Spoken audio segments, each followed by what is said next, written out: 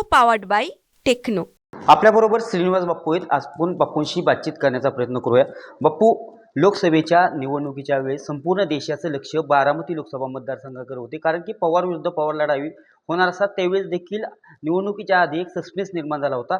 आता विधानसभेला सध्या राज्याचं लक्ष पुन्हा बारामतीवरती आहे, कारण पुन्हा पवार विरुद्ध पवार लढाई होणार का, याची पुनरावृत्ती होईल असं वाटतंय का आपल्याला? आता खरं म्हणजे ते जेव्हा इलेक्शन डिक्लेअर होईल त्याच्यानंतरच लक्षात येईल, कारण बारामतीला आता बरोबर आहे दादांचा मतदारसंघ हा गेले कित्येक वर्ष आहे आणि इकडून युगेंद्र पवार पण काम करत आहेत त्याच्यामध्ये बारामतीमध्ये, पण म्हणून तिकीट कुणाला मिळेल शेवटी हे साहेब ठरवणार किंवा सुप्रियाताई ठरवणार आणि जयंतराव पण आहेत, जयंत पाटील पण आहेत। या तिघांनी जर ठरवलं तोच उमेदवार ठरणार आहे आणि जोपर्यंत फॉर्म भरत नाहीत तोपर्यंत सांगणं कठीण आहे की नक्की कोण असेल, कोण कोणाविरुद्ध असेल।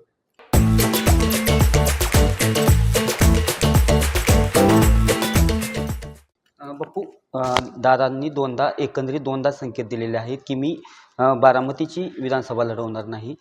कशा पद्धतीने या वाक्याकडे पाहता? दादा म्हणतात की मी शब्दाचा पक्का आहे, कसं पाहता दादा शब्द पाहता?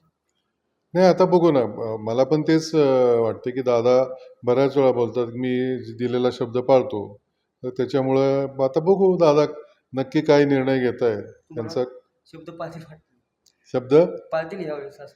नाही, आता ते कळेल ना, जेव्हा फॉर्म भरायची वेळ येईल तेव्हा कळेल, तेव्हा काहीतरी कारणं तर सांगावे लागतील की नाही बारामतीकरांचा आग्रह झाला वगैरे वगैरे काहीतरी, कारण 2-3 भाषणांमध्ये त्यांनी उल्लेख केला की जर मी पण वेगळा विचार करीन, आणि आता काल पण मी ऐकलं की ते परत म्हणाले की मी देईल तो उमेदवार।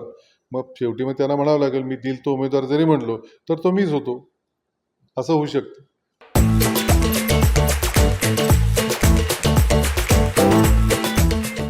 बाप्पू, दादा वेळोवेळी सांगतात की मी बारामतीचा विकास केला, परंतु अनेक लोक किंवा अनेक नेते येतात त्यावेळेस असं सांगतात की बारामतीचा विकासाचा पाया हा साहेबांनी घातला।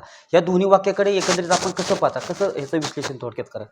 नाही, पण वस्तुस्थिती हीच आहे, तुम्ही सुद्धा पत्रकार म्हणून फिरता, बारामतीच्या विकासाचा पाया हा साहेबांनी घातला ही 100% वस्तुस्थिती आहे, ते सगळ्यांनाच माहिती। त्याच्यात वेगळं सांगायचे फक्त साहेबांचा स्वभाव नाही की सांगत फिरायचं मी केलं म्हणून। इतके वर्ष बारामतीमध्ये जे काय 60 वर्ष साहेबांनी राज्य केलं, त्या साहेबांच्या विकासामुळंच हे सगळं झालेलं आहे आणि म्हणूनच बारामती पंचक्रोशीत म्हणा किंवा अख्ख्या देशात शरद पवारांची बारामती म्हणूनच ओळखली जाते।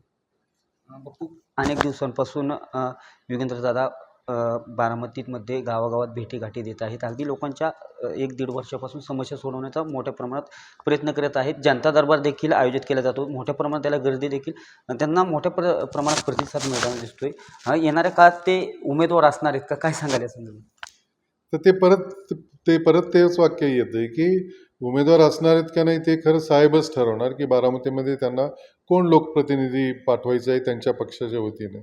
ते एक 10-15 दिवसात समजेल ना, तर जेव्हा इलेक्शन डिक्लेअर होईल आणि फॉर्म भरायची वेळ येईल तेव्हा कळेल, फार लांब नाही आहे। लोकसभेच्या निवडणुकीच्या वेळेस संपूर्ण पवार कुटुंब प्रचारात सक्रिय झालं होतं, याची पुनरावृत्ती विधानसभेला होईल? होणार ना, कारण आम्ही दरवेळेस आम्ही तर सामाजिक कार्यात असतो, आम्ही सगळेच पवार आपल्या आपल्या परीने करत राहतो, फक्त आम्ही राजकारणात नाही आहेत बाकीचे पवार, पण आम्ही प्रचारामध्ये फिरतो। आम्हाला ज्यांचे विचार आवडतात इतक्या वर्षी सगळे एक होतं, त्याच्यामुळं साहेबांच्या मागच आम्ही होतो। आता दादा वेगळे झाल्यामुळं आम्ही परत साहेबांसाठी प्रचार करत राहणार। बापू, यावेळेची निवडणूक ऐतिहासिक होईल, कारण बारामतीचं संपूर्ण राज्याचं लक्ष लागलेलं आहे, कसं निवडणुकीकडे पाहता तुम्ही? आता निवडणूक अगदी 30 ते 35 दिवसावरती आलेली आहे। कसं आहे, बारामतीकर सुज्ञ आहेत, त्यांनी लोकसभेला पण दाखवून दिलं की त्यांना जे योग्य वाटतं तेच ते करतात आणि विधानसभेला पण ते योग्य निर्णयच घेतील, शेवटी ते साहेबांचे लोक आहेत। दादा नेहमी सांगत असतात की विरोधकांकडून तुम्हाला भावनिक केलं जाते, परंतु दादाच आता सद्यस्थितीत भावनिक होताना दिसत आहेत, कसं या विधानाकडे पाहतात? कसं आहे, मला असं वाटतं त्यांनी कुठली तरी एक एजन्सी नेमलेली आहे, त्याच्यामुळे ती एजन्सी बहुतेक त्यांना काय बोलायचं काय नाही बोलायचं, जसं ते म्हणले आता मी साहेबांवर टीका करणार नाही, कारण जेवढी साहेबांवर टीका केली तेवढं त्यांचं नुकसान झालं, म्हणून बहुतेक त्या एजन्सीनी सांगितलं असेल की दादा तुम्ही साहेबांवर टीका करू नका, कारण तुम्ही त्यांना गुरु मानत होता आणि आता तुम्ही त्यांच्यावर टीका करताय ते तुमच्या विरोधात जात आहे, म्हणून त्यांनी आता ठरवलं की नाही आता मी कोणावर टीका करणार नाही, आणि म्हणून ते आता भावनिक होऊन माझ्याकडून चूक झाली हे पण एजन्सीनीच सांगितलं असणार की तुम्ही तुमची चूक मान्य करा.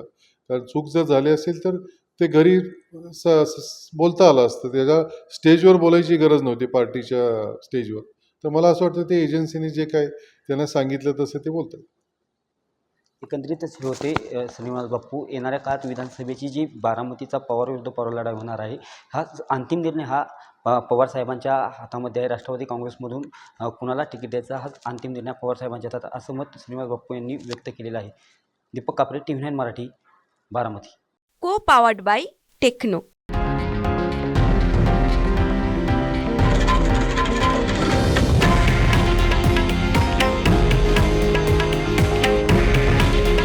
हे आहे देशातील नंबर 1 न्यूज नेटवर्क आणि आपण पाहत आहात TV9 मराठी. काळजी तुमची, हित महाराष्ट्राचं.